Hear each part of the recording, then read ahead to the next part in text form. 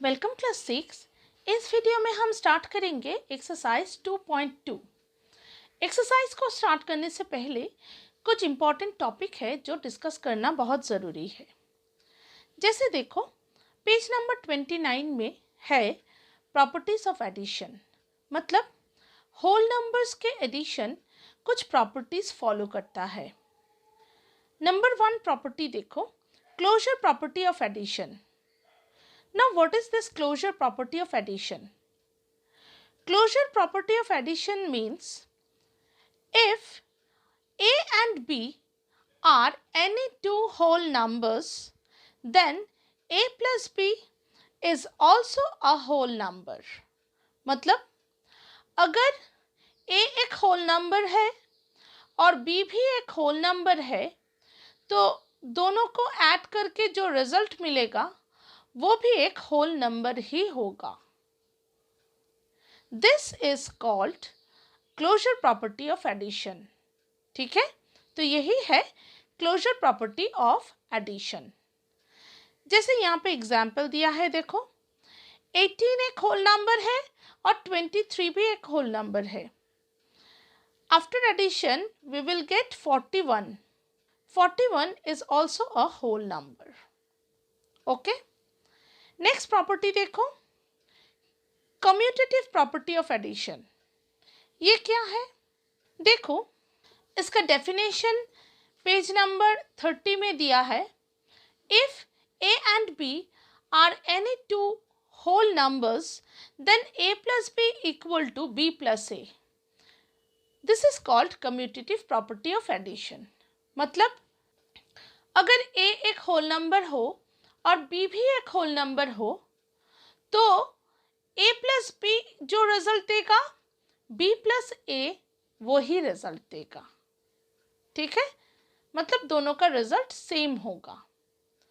तो this property is known as commutative property of addition. जैसे यहाँ पे एग्जाम्पल दिया है, देखो 39 प्लस 28 इक्वल टू 67।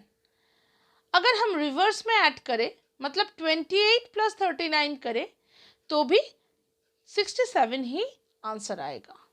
ठीक है, तो addition of whole numbers follow commutative property. Next देखो, associative law of addition. If A B and C are any three whole numbers, then A plus B bracket में plus C is equal to A plus bracket में b plus c. This is called associative law of addition.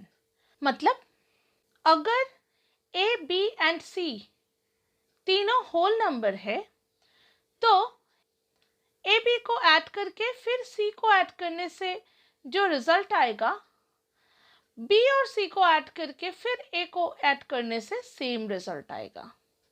ठीक है, मतलब कोई भी दोनों whole number को पहले ऐड करके अगर उसके रिजल्ट के साथ थर्ड होल नंबर को ऐड किया जाए, तो हर बार रिजल्ट सेम आएगा।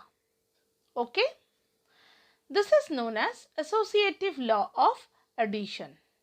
नेक्स्ट देखो, existence of additive identity. The number 0 is called the additive identity. अब देखो क्यों 0 को एडिटिव आइडेंटिटी बोलते हैं। The number 0 has a special role in addition. Look at the adjoining table. We note that if a is any whole number, then a plus 0 is equal to a is equal to 0 plus a. मतलब 0 एक ऐसा whole number है जिसको किसी दूसरे number से अगर add करेंगे तो वही दूसरा नंबर रिजल्ट में आएगा। ठीक है, जैसे 5 से अगर 0 को ऐड करोगे तो आंसर 5 ही आएगा। 39 से अगर 0 को ऐड करोगे तो आंसर 39 ही आएगा। मतलब जिस नंबर के साथ 0 को ऐड करोगे उसी नंबर को आउटपुट में पाओगे। ठीक है, तो इसीलिए 0 को बोलते हैं एडिटिव आइडेंटिटी। तो यहाँ पे प्रॉपर्टीज ऑफ एडिशन खत्म होता है। अब देखो page number 31, subtraction in whole numbers. तो देखो, if a and b are whole numbers such that a is greater than equal to b, then a minus b is a whole number, but if a is less than b, then a minus b is not a whole number। मतलब मान लो कि a और b दोनों whole number है, तो अगर a is greater than b हुआ तो a minus b क्या होगा? any पॉजिटिव नंबर होगा, मतलब होल नंबर। लेकिन अगर a is less than b हुआ तो a माइनस b क्या होगा? नेगेटिव नंबर होगा, और नेगेटिव नंबर को हम होल नंबर नहीं बोलते, तो हम क्या बोल सकते हैं? Hence, the whole number are not closure under subtraction। मतलब subtraction of whole numbers closure property को फॉलो नहीं करता है। ठीक है, दोनों होल नंबर को सब्ट्रैक्ट करके होल नंबर ही आएगा ऐसा हम नहीं बोल सकते। अगर नेगेटिव नंबर आया तो वो तो होल नंबर नहीं होगा। ठीक है, नेक्स्ट देखो प्रॉपर्टीज ऑफ मल्टीप्लिकेशन। मल्टीप्लिकेशन का भी कुछ प्रॉपर्टीज है, जैसे क्लोजर प्रॉपर्टी ऑफ मल्टीप्लिकेशन। देखो, if a and b are any two whole numbers, then a into b is also a whole number। मतलब अगर a और b होल नंबर है तो उसका जो प्रोडक्ट होगा, मतलब मल्टीप्लाइड रिजल्ट, वो भी एक होल नंबर ही होगा। This is called closure property of multiplication. मतलब मल्टीप्लिकेशन क्लोजर प्रॉपर्टी को फॉलो करता है। जैसे यहाँ पे एग्जाम्पल दिया है, देखो 12 एक होल नंबर है और 8 भी एक होल नंबर है। आफ्टर मल्टीप्लिकेशन हमने पाया 96 जो एक होल नंबर है। ठीक है, नेक्स्ट देखो commutative property of multiplication. If a and b are any two whole numbers, then a into b is equal to b into a। This is called commutative property of multiplication। मतलब multiplication commutative law को follow करता है। अगर हम a into b करें तो जो result आएगा b into a करने से सेम रिजल्ट आएगा। ठीक है, अब नेक्स्ट पेज में जाओ, page number 32, associative law of multiplication. देखो, if a, b and c are any three whole numbers, then a into b bracket में into c equal to a into bracket में b into c। मतलब a into b पहले perform करके फिर result के साथ c को multiply करने से जो रिजल्ट आएगा, और b into c परफॉर्म करके फिर उसके रिजल्ट के साथ a को मल्टीप्लाई करके जो रिजल्ट आएगा, दोनों सेम है। ठीक है, so we can say that multiplication of whole numbers follow associative law of multiplication. ठीक है, यहाँ पे कुछ एग्जाम्पल भी दिया है। देखो, 7 into 9 करके उसके रिजल्ट के साथ 5 को मल्टीप्लाई किया तो आया 315। वैसे ही 9 into 5 करके फिर रिजल्ट के साथ 7 को मल्टीप्लाई किया तो आया 315। मतलब दोनों तरफ सेम ही आया।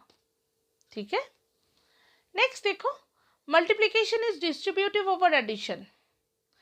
If a, b and c are any three whole numbers, then a into b plus c is equal to a into b plus a into c, and b plus c into a is equal to b into a plus c into a. These are known as distributive law of multiplication over addition। ठीक है, तो multiplication distributive property को भी follow करता है। ये distributive property क्या है? अगर a, b और c तीनों होल नंबर है तो a इंटू ब्रैकेट में b plus C equal to a into B plus a into C होगा, ठीक है। और अगर ब्रैकेट में b प्लस सी फिर इंटू a किया जाए तो उसका रिजल्ट b इंटू ए प्लस सी इंटू ए से सिमिलर होगा, ठीक है। तो यही है डिस्ट्रीब्यूटिव लॉ ओवर एडिशन। जैसे यहाँ पे एग्जाम्पल दिया है, देखो 7 into 5 plus 11 equal to 7 into 5 plus 7 into 11। ये करने से जो रिजल्ट आएगा वो है 112, और 5 प्लस 11 करके फिर 7 से मल्टीप्लाई करने से जो रिजल्ट आएगा वो भी है 112। तो दोनों तरफ सेम रिजल्ट आया, ठीक है। नेक्स्ट देखो, existence of multiplicative identity. The number 1 is called the multiplicative identity. 1 को मल्टीप्लिकेटिव आइडेंटिटी बोलते हैं, क्यों? देखो, the number 1 has a special role in multiplication. Look at the adjoining table. We note that if a is any whole number, then a into 1 equal to a equal to 1 into a. मतलब 1 एक ऐसा number है जिसको किसी दूसरे number के साथ अगर मल्टीप्लाई किया जाए तो वही दूसरा नंबर आंसर में आएगा, ठीक है। जैसे a के साथ अगर 1 को मल्टीप्लाई किया जाए तो a ही आएगा, 7 के साथ अगर मल्टीप्लाई किया जाए 1 को तो 7 ही आएगा, 339 के साथ अगर मल्टीप्लाई किया जाए तो 339 ही आएगा, ठीक है। मतलब 1 एक ऐसा नंबर है जिसको किसी दूसरे नंबर के साथ अगर मल्टीप्लाई किया जाए तो वही दूसरा नंबर रिजल्ट में आएगा, ठीक है। इसीलिए 1 को मल्टीप्लिकेटिव आइडेंटिटी बोलते हैं, ठीक है। नेक्स्ट देखो page number 33, multiplication by zero. If a is any whole number, then a into 0 equal to 0 into a। मतलब 0 एक ऐसा होल नंबर है जिसे किसी दूसरे नंबर के साथ अगर मल्टीप्लाई किया जाए तो आंसर 0 ही आएगा, ठीक है। नेक्स्ट देखो, cancellation law of multiplication. If a and b are any whole numbers and c is the non-zero whole number, then a into c equal to b into c implies a equal to b। मतलब अगर दोनों तरफ same number हो तो वो cancel हो जाता है, ठीक है। जैसे यहाँ पे c दोनों तरफ है तो इसीलिए दोनों तरफ से c को कैंसिल कर दिया, तो रिजल्ट क्या आया? a equal to b। इसे कहते हैं कैंसिलेशन लॉ ऑफ मल्टीप्लिकेशन। अब देखो, multiplication is distributive over subtraction. If a b c are whole numbers and b is greater than equal to c, then a into b minus c is equal to a into b minus a into c, and b minus c into a is equal to b into a minus c into a। तो अगर a b c whole number हो तो a into b minus c करने से जो result आएगा a into B minus A into C करने से सेम रिजल्ट आएगा। इसे कहते हैं डिस्ट्रीब्यूटिव ओवर सब्ट्रैक्शन, ठीक है। नेक्स्ट पेज नंबर 35 में जाओ। एक बॉक्स है, देखो ब्लू कलर में हाईलाइट किया है। Hence the division of a whole number by zero is not defined. मतलब अगर जीरो से किसी को डिवाइड करोगे तो वो होगा नॉट डिफाइंड, ठीक है। नेक्स्ट देखो, डिवीजन एल्गोरिथम। डिवीजन एल्गोरिथम क्या है? Dividend equal to divisor into quotient plus remainder. जैसे एक एग्जांपल देखो, 31 डिवाइड 7। ये हम कैसे कर सकते हैं? 7 से अगर 31 को डिवाइड करेंगे तो क्वोशिएंट आएगा 4 और रिमाइंडर आएगा 3। ठीक है, तो यहाँ पे डिवाइजर कितना है 7, डिविडेंड कितना है 31, क्वोशिएंट कितना है 4 और रिमाइंडर कितना है 3। तो अगर डिवीजन एल्गोरिथम चेक करना है तो क्या करना है, डिवाइजर के साथ क्वोशिएंट को मल्टीप्लाई करके फिर रिमाइंडर को ऐड करना है। जैसे देखो यहाँ पे 4 × 7 अगर करेंगे तो क्या आएगा 28, 28 + 3 अगर करेंगे तो क्या आएगा 31 जो है डिविडेंड। ठीक है, तो ऐसे डिवीजन एल्गोरिथम से डिवीजन को चेक कर सकते हैं हम। नेक्स्ट पेज नंबर 36 में जाओ। देखो प्रॉपर्टीज ऑफ डिवीजन, यहाँ पे कुछ प्रॉपर्टीज है। फर्स्ट प्रॉपर्टी देखो, if a is any whole number then a divide 1 is equal to a। अगर 1 से कोई होल नंबर को डिवाइड करेंगे तो वही होल नंबर आएगा। नेक्स्ट प्रॉपर्टी देखो, if a is any whole number then a divide a is equal to 1। अगर a से a को डिवाइड करेंगे तो 1 आएगा। Next, if a is any whole number then 0 divide a is equal to 0। अगर a कोई whole number है, non zero whole number, तो 0 को अगर a से डिवाइड करोगे तो आंसर 0 आएगा। ठीक है, तो ये कुछ प्रॉपर्टीज है जो division of whole numbers follow करते हैं। अब हम स्टार्ट करते हैं एक्सरसाइज 2.2। एक्सरसाइज 2.2, फर्स्ट सम देखो, fill in the blanks to make each of the following a true statement. तो देखो 378 plus 1024 equal to 1024 plus dash. Obviously यहाँ पे 378 बैठेगा। ठीक है, क्योंकि हम जानते हैं a plus B equal to B plus A. Next देखो 337 प्लस ब्रैकेट में 528 प्लस 1164 इक्वल टू 337 प्लस यहाँ पे 528 बैठेगा प्लस 1164, क्योंकि हम जानते हैं a प्लस ब्रैकेट में b plus C equal to a plus B bracket में प्लस सी हो सकता है। नेक्स्ट 21 प्लस 18 ब्रैकेट में plus dash equal to 21 plus 13 plus 18। तो यहाँ पे 13 होगा, क्योंकि इन दोनों को ऐड करके फिर इसको ऐड करने से जो रिजल्ट आएगा, इन दोनों को ऐड करके फिर 13 को ऐड करने से सेम रिजल्ट आएगा। ठीक है, नेक्स्ट देखो 3056 plus 0 equal to dash equal to 0 plus 3056। Obviously यहाँ पे 3056 आएगा, क्योंकि 0 को अगर ऐड करेंगे तो वही नंबर होगा। अब नेक्स्ट देखो sum number 2, add the following numbers and check by reversing the order of addends. तो देखो 3189 प्लस 53885 अगर ऐड करेंगे तो आएगा 57074। अगर रिवर्स में ऐड करेंगे तो भी आएगा 57074।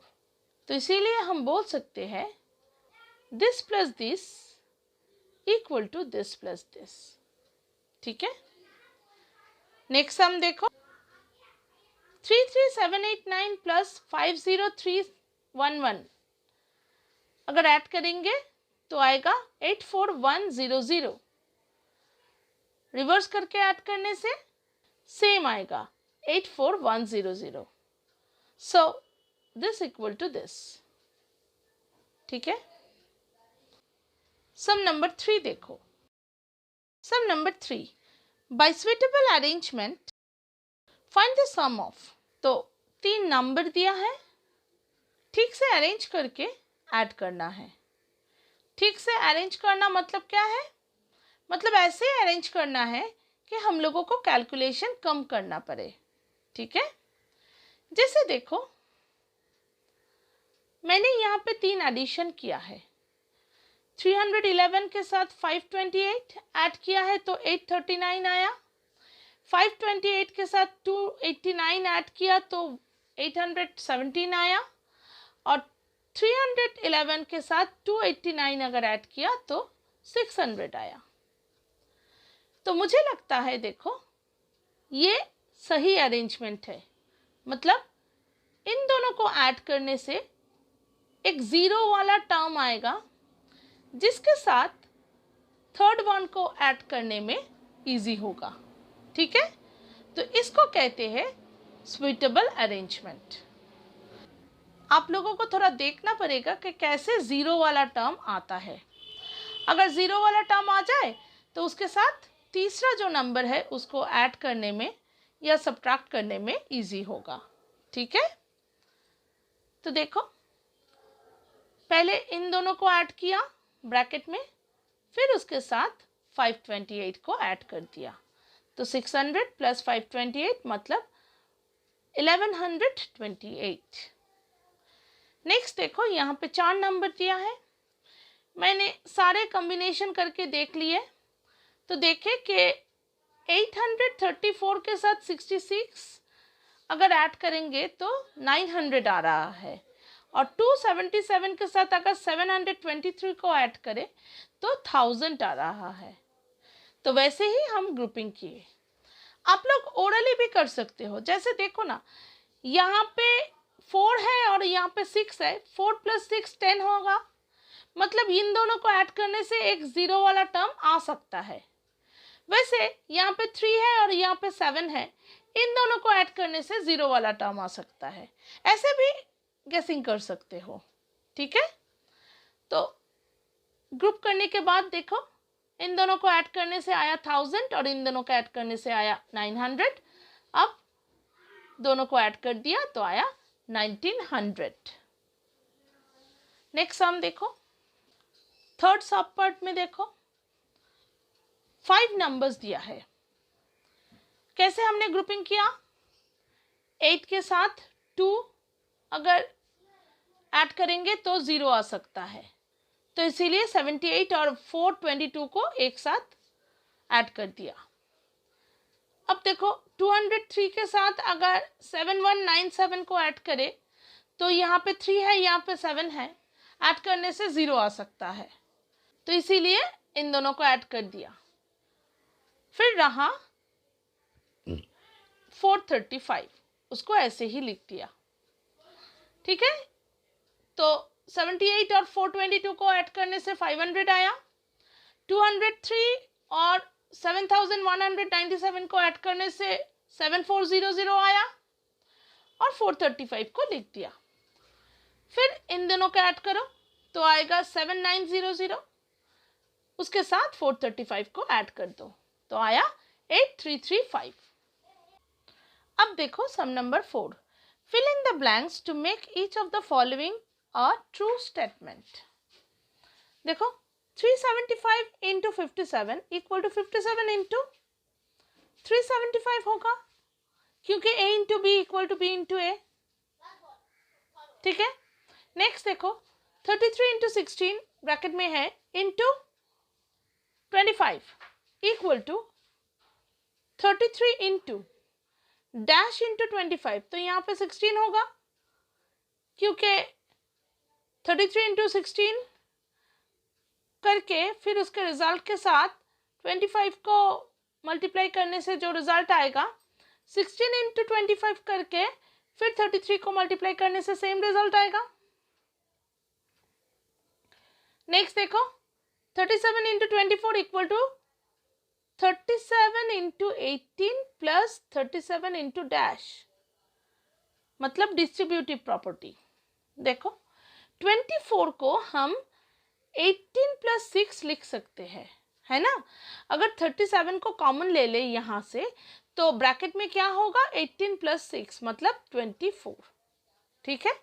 तो इसीलिए यहाँ पे दिया है 18, तो ऑब्वियसली यहाँ पे क्या होगा 24 माइनस 18 मतलब 6, ठीक है, ये है डिस्ट्रीब्यूटिव लॉ। नेक्स्ट देखो 7205 into 1 equal to dash equal to 1 into 7205। यहाँ पे 7205 होगा क्योंकि 1 से अगर मल्टीप्लाई करेंगे तो वही आएगा। नेक्स्ट 366 इंटू 0 इक्वल टू 0, 0 से अगर मल्टीप्लाई करेंगे तो 0 आएगा। Next dash into 579 equal to 0, तो यहाँ पे 0 होगा क्योंकि 0 से अगर मल्टीप्लाई करेंगे तो ही 0 आएगा। नेक्स्ट देखो 473 इंटू 108 इक्वल टू 108 को हम 100 प्लस 8 लिख सकते हैं, फिर से वही डिस्ट्रीब्यूटिव लॉ। तो यहाँ पे 100 दिया है तो इसलिए यहाँ पे हमने 8 लिखे। 473 को अगर कॉमन ले लेंगे तो 100 प्लस 8 होगा, मतलब 108। ठीक है। Next 384 into 97 equal to 684 into 97 equal to 684 into 100 minus dash into 3। तो देखो यहाँ पे क्या होगा, 684 होगा क्योंकि डिस्ट्रीब्यूटिव लॉ है ये। a इंटू 684 इंटू 97 को हम ऐसे लिख सकते हैं 684 इंटू 100 माइनस 684 इंटू 3। ठीक है, अगर 684 को कॉमन ले लेंगे तो 100 माइनस 3 मतलब 97। ठीक है, तो इसीलिए यहाँ पे 684 हुआ। नेक्स्ट देखो 0 डिवाइड 5 इक्वल टू 0 होगा क्योंकि 5 से अगर 0 को डिवाइड करेंगे तो 0 आएगा। नेक्स्ट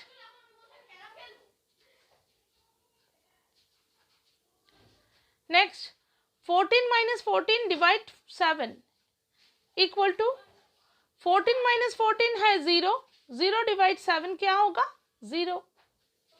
ठीक है, 0 से अगर 7 को डिवाइड 7 से अगर 0 को डिवाइड करेंगे तो 0 आएगा। अब देखो sum number 5, determine the following product by suitable arrangement. फिर से ऐसे अरेंज करना है जैसे 0 आए। ठीक है, देखो यहाँ पे 4 और 25 को अगर मल्टीप्लाई करेंगे तो 100 आएगा, मतलब 0 वाला टर्म आएगा, इसलिए हमने यहाँ पे 4 और 25 को ग्रुपिंग कर दिया।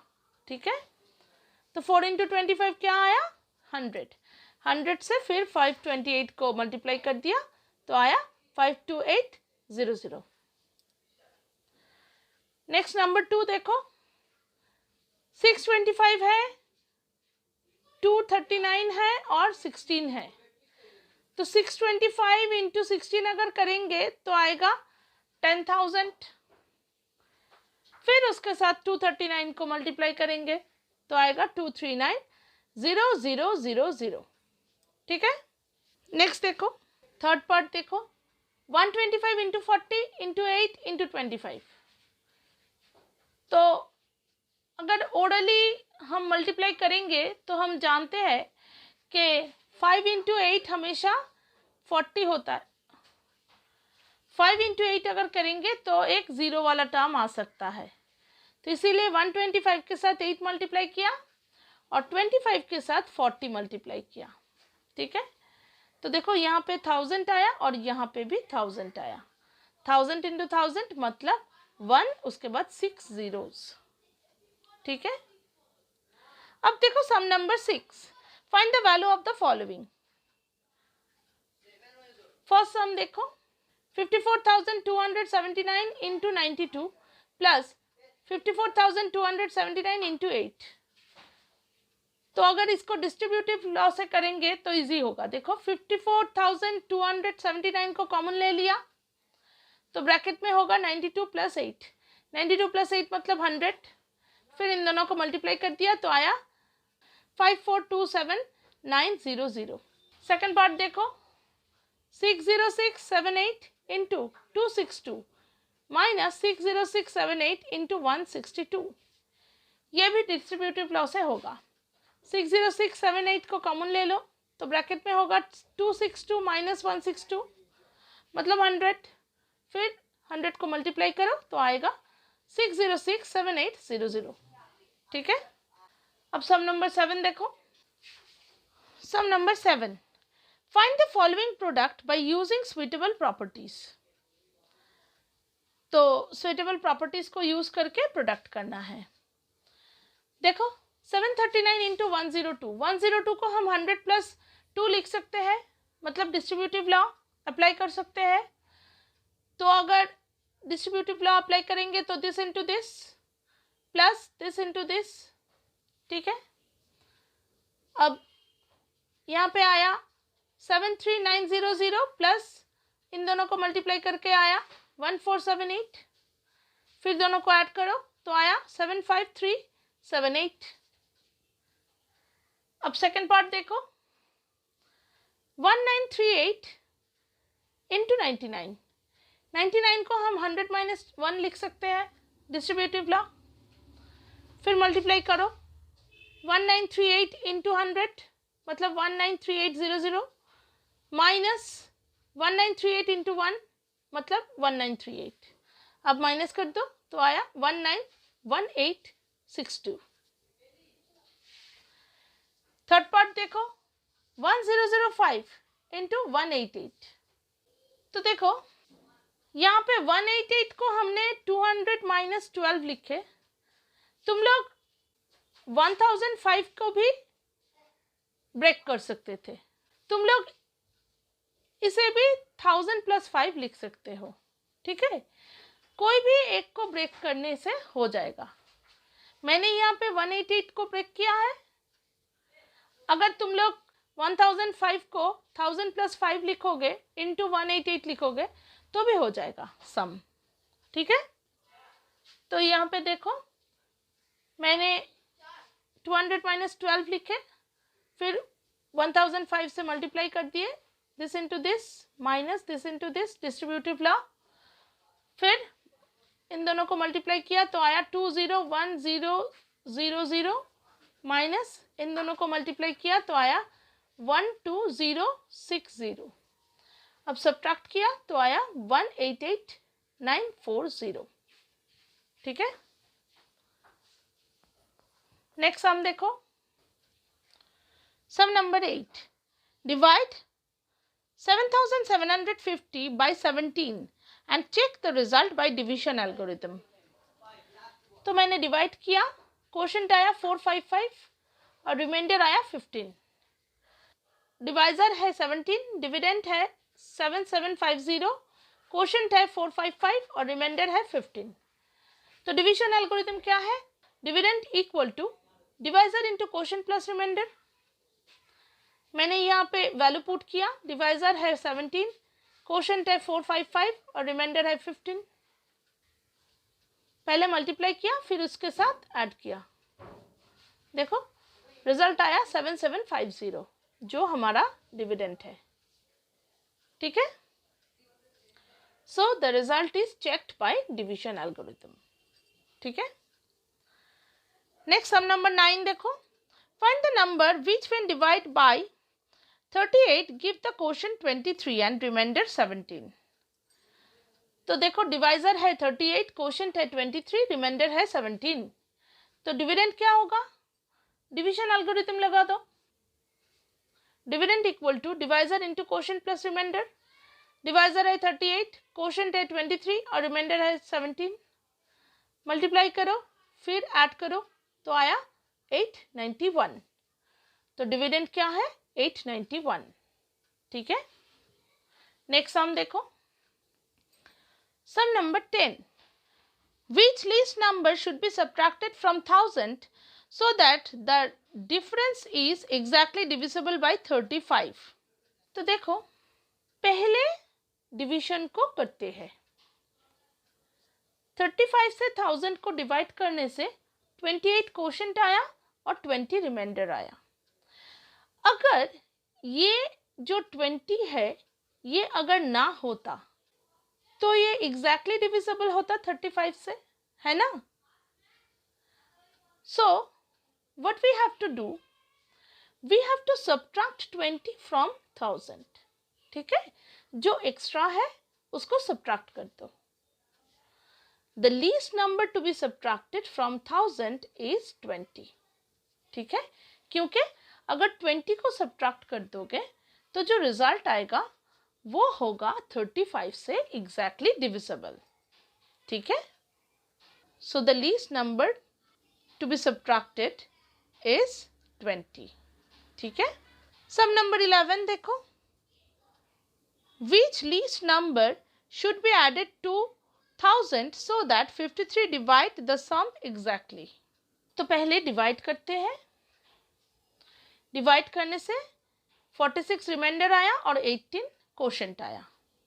अब देखो, so we see that 1000 is not divisible by 53. It leaves 46 as remainder. Now 46 is 53 minus 46 equal to 7 less than 53. मतलब अगर एक्स्ट्रा 7 यहाँ पे आ जाता तो रिमाइंडर कितना होता? 53 होता. और अगर रिमाइंडर 53 होता तो ये एग्जैक्टली डिविजिबल हो जाता है ना. मतलब 7 लेस है यहाँ पे, है ना. तो इसीलिए हमने यहाँ पे बोला है, देखो. So if we add 7 to 1000 then it will be 1007 which is exactly divisible by 53, है ना. So we have to add 7 to 1000. The least number should be added is 7. ठीक है, पहले डिवाइड करना है, फिर देखना है कि रिमाइंडर कितना कम है डिवाइजर से. क्योंकि जितना कम होगा, अगर उस नंबर को यहाँ पे ऐड कर दे तो ये जो नंबर है ये एग्जैक्टली डिविजिबल हो जाएगा. तो इसीलिए हम लोगों को देखना है कि कितना कम है यहाँ पे डिवाइजर से. ठीक है, नेक्स्ट सम देखो. Sum number 12. Find the largest 3-digit number which is exactly divisible by 47. तो लार्जेस्ट 3-digit नंबर क्या है? 999. उसको 47 से डिवाइड करो. 12 रिमाइंडर आया और 21 क्वोशंट आया. ठीक है, तो देखो, अगर इस 12 को हम यहाँ से सब्ट्रैक्ट कर दे तो जो नंबर होगा वो एग्जैक्टली डिविजिबल होगा 47 से, क्योंकि ये एक्स्ट्रा है, रिमाइंडर में आया है. ठीक है, तो देखो, so 999 is not divisible by 47. It leaves 12 as remainder. If we subtract 12 from 999, then the result should be divisible by 47. So the largest 3-digit number that is divisible by 47 is 999 minus 12, मतलब 987. So the required largest 3-digit number is 987. ठीक है, next देखो. Sum number 13. Find the smallest 5-digit number which is exactly divisible by 254. तो देखो, smallest 5-digit number क्या है? 10,000. पहले 10,000 को 254 से डिवाइड करते हैं. 94 रिमाइंडर आया और 39 क्वोशंट आया. देखो, अब हमको देखना है कि 94 254 से कितना कम है, क्योंकि जितना कम है अगर वो नंबर इसके साथ ऐड किया जाए तो ये जो नंबर है ये एग्जैक्टली डिविजिबल हो जाएगा, है ना. तो इसीलिए देखो क्या किया है. 10,000 is not divisible by 254. It leaves 94 as remainder, which is 254 minus 94, मतलब 160 less than 254. So if we add 160 to 10,000, then it will be divisible by 254. ठीक है, अगर 160 को ऐड कर दिया 10,000 से तो जो नंबर आएगा वो एग्जैक्टली डिविजिबल होगा 254 से. Therefore, the smallest 5-digit number is 10,000 plus 160, मतलब 10,160, which is exactly divisible by 254. So, 10,160 is the required 5-digit number. ठीक है? अब next sum देखो. Sum number 14. A vendor supplies 72 liters of milk to a student's hostel in the morning and 28 liters of milk in the evening every day. If the milk costs rupees 39 per liter, how much money is due to the vendor per day? तो देखो, the vendor supplies milk in morning is 72 liters and in evening is 39 liters. So total quantity of milk he supplies is this plus this, मतलब 100 litre. अब 1 litre का price है 39 rupees, तो 100 litre का price कितना होगा? दिस इंटू दिस, मतलब 3900. So rupees 3900 is due to the vendor per day. ठीक है? अब नेक्स्ट सम देखो. Sum number 15. State whether the following statement are true or false. If the product of two whole number is 0, then at least one of them will be 0. Obviously, अगर one of them 0 होगा तो ही product 0 हो सकता है. ठीक है? तो इसीलिए यह स्टेटमेंट ट्रू है. Next, if the product of two whole number is 1, then each of them must be equal to 1. हाँ, अगर दोनों नंबर 1 है तो ही उसका प्रोडक्ट 1 हो सकता है, क्योंकि 1 into 1 1 है. ठीक है? तो इसीलिए यह स्टेटमेंट भी ट्रू है. Next, if A and B are whole number such that A is not equal to 0 and B is not equal to 0, then A into B may be 0. देखो, अगर दोनों ही नॉट इक्वल टू 0 है तो इसका product कैसे 0 होगा? अगर एक नंबर 0 होता तो प्रोडक्ट 0 होता, लेकिन यहाँ पे तो बोला है कि दोनों ही नॉट इक्वल टू 0 है, तो इसीलिए ये स्टेटमेंट फॉल्स है. ठीक है? अब देखो sum number 16. Replace each star by the correct digit in each of the following. तो ये कैसे करते हैं देखो. फर्स्ट पार्ट ऑफ 16 देखो, यहाँ पे कुछ फिलअप्स और नंबर्स है. 3-7- प्लस 52-6. After addition the result is -250. मतलब कैलकुलेट करके ये जो फिलअप्स है इसको फिल करना पड़ेगा. तो देखो, राइट साइड से स्टार्ट करते हैं. इस पोजीशन में 0 है, इस पोजीशन में 6 है. यहाँ पे क्या बैठेगा? ठीक है, 6 के साथ कुछ भी ऐड करने से 0 तो नहीं होगा, है ना? तो मतलब ये 0 नहीं है, ये 10 है. मतलब 0 यहाँ पे बैठा है और 1 यहाँ पे कैरी होगा. ठीक है? तो इसको 10 मान के आप कैलकुलेट करते हैं. देखो, 10 यहाँ पे 6 है, मतलब summation of two number is 10, one number is 6, तो अदर नंबर क्या होगा? 10 - 6 मतलब 4. ठीक है? अब यहाँ पे तो 10 है, 10 का 0 बैठा है और 1 कैरी हो गया. तो 1 अगर कैरी हो गया तो इस फिलअप में क्या बैठेगा? देखो, 7 प्लस कैरी 1 मतलब 8. ठीक है? ऊपर में 8 है. 8 के साथ अगर किसी नंबर को ऐड करेंगे तो 5 तो नहीं आएगा, मतलब यहाँ पे 5 नहीं है, 15 है. ठीक है? 5 बैठा है और 1 कैरी हो जाएगा नेक्स्ट कॉलम में. ठीक है? तो 15 मान के देखो, यहाँ पे 8 है और समेशन है 15, तो अदर नंबर क्या होगा? 15 माइनस 8 मतलब 7।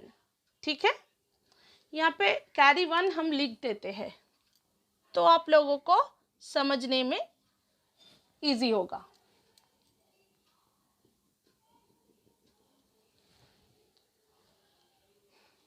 अब देखो, तो ये फिलअप सॉल्व हो गया। 8 है, 15 है, 15 माइनस 8 करेंगे तो 7 आएगा। ठीक है, अब इसको 15 एज्यूम किया है, यहाँ पे 5 है और कैरी 1 हो गया। तो इस फिलअप में क्या होगा देखो, 2 प्लस 1 3, 3 के साथ कुछ भी ऐड करने से 2 तो नहीं आता, तो मतलब ये 12 है। ठीक है, 2 यहाँ पे है और 1 कैरी हो गया। ठीक है, तो देखो ये 12 है, मतलब समेशन 12 है और एक नंबर है 2 प्लस 1 3, तो दूसरा नंबर क्या होगा? 12 माइनस 3 मतलब 9। ठीक है, तो यहाँ पे 12 है, 12 का 2 है और 1 कैरी हो गया। अब देखो 5 प्लस 3 8, 8 प्लस 1 9, यहाँ पे 9 होगा। ठीक है, तो ऐसे इस टाइप के सम को सॉल्व करते हैं। नेक्स्ट सम देखो, 650 dash minus 20 dash 5 after subtraction the result is 4 dash 5 7। तो देखो कहाँ से 5 को सब्ट्रैक्ट करने से 7 आता है, तो क्या करेंगे? तो देखो किस नंबर से 5 को सब्ट्रैक्ट करने से 7 आता है, क्या करेंगे? 7 प्लस 5 कर दो, 7 प्लस 5 मतलब 12, 12 का 2, 1 कैरी हो गया। ठीक है, नेक्स्ट देखो, ये अगर 12 है तो ये 12 कैसे हुआ? यहां से 10 बोरोइंग हुआ है ना, तो ये 0 कट कर क्या हो जाएगा? 9 हो जाएगा।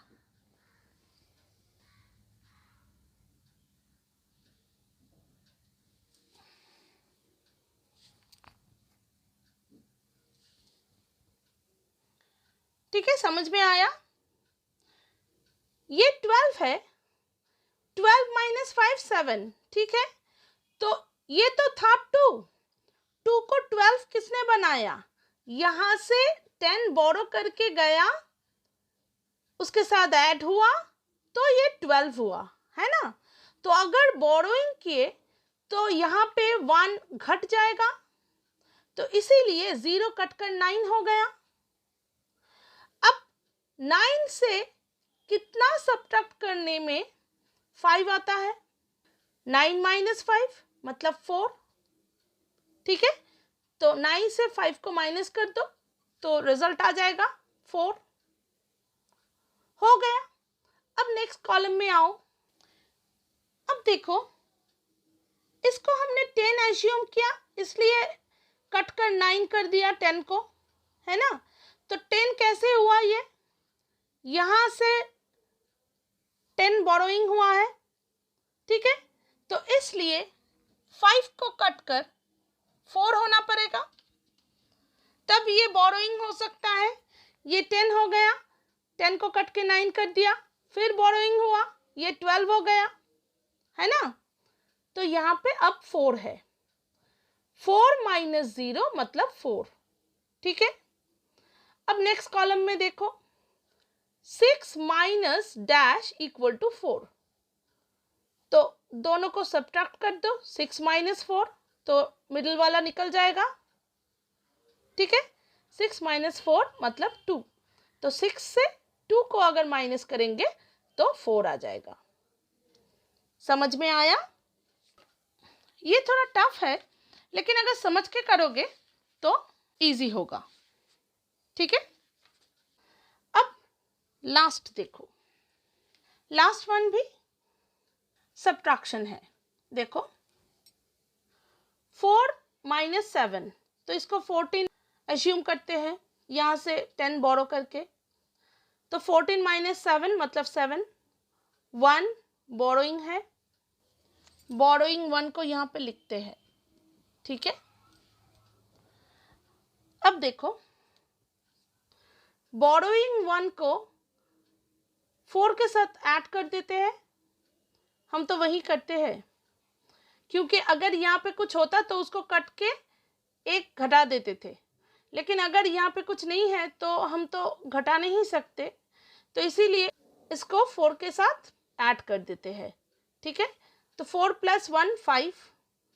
अब किस नंबर से 5 को सब्ट्रैक्ट करने से 6 आता है, हम क्या करेंगे, 6 + 5 कर देंगे, 6 + 5 मतलब 11, ठीक है। तो 11 का 1 यहाँ पे बैठा और यहाँ पे बोरोइंग 1 आ जाएगा नेक्स्ट कॉलम में, ठीक है। समझ में आया, यहाँ पे 11 है तो 11 तो नहीं बैठ सकता, 1 बैठेगा और बोरोइंग नेक्स्ट कॉलम में चला जाएगा, तो यहाँ पे भी 1 बोरोइंग है, ठीक है। अब देखो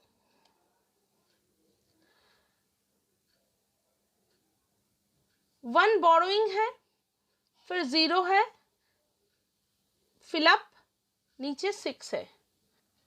फर्स्ट ऑफ ऑल 0 को 10 एज्यूम करते हैं, तो इसलिए ये कट के 9 हो जाएगा, क्योंकि यहाँ से ही बोरोइंग किए।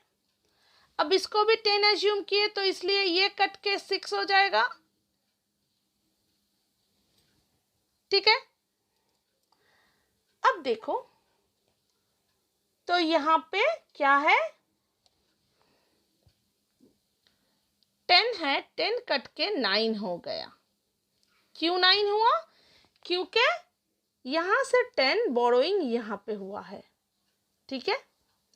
तो अब यहाँ पे 9 है, 9 माइनस कितना होने से 6 आएगा, ऑब्वियसली 9 माइनस 6, 9 माइनस 6 करो तो 3 आ गया, देखो 9 माइनस 3 करने से 6 आता है, ठीक है।